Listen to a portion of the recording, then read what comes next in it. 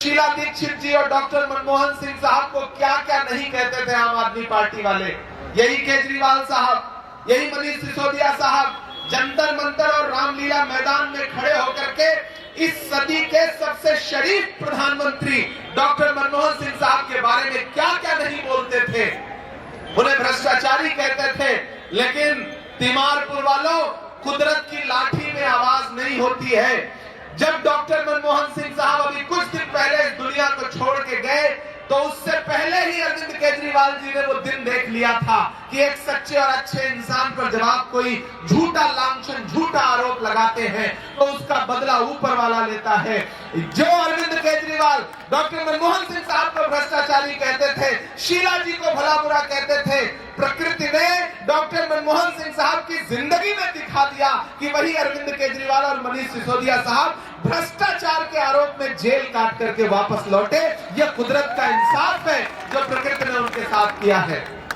वो जो वहां बैठे हैं, जो दिल्ली की गद्दी संभाल रहे हैं पूरे देश की, उन्होंने चाय बेची,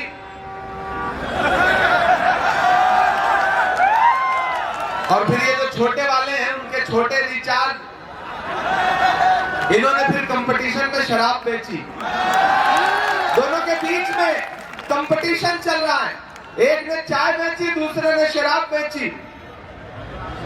याद है 2014-15 में एक छोटी सी वैगनआर मफलर लपेट के खांसते हुए आते थे कि नहीं आते थे? जब देखिए किसी न किसी पोल पे चढ़ जाते थे, वो पोल पे चढ़ते थे और आपको चने के झाड़ पे चढ़ा देते थे।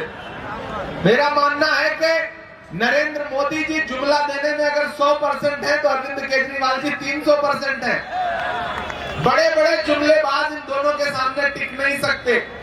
खुद की खांसी ठीक कर ली, पूरी दिल्ली खांसने लगी। हुआ है कि नहीं हुआ है? खुद का मफलर उतर गया। अब प्रदूषण इतना ज्यादा है, भारतीय जनता पार्टी ने दिल्ली के माहौल को नफरत से जहरीला किया और आम आदमी पार्टी ने दिल्ली की हवा को प्रदूषण से जहरीला किया। ये दोनों गुनहगार हैं दिल्ली के।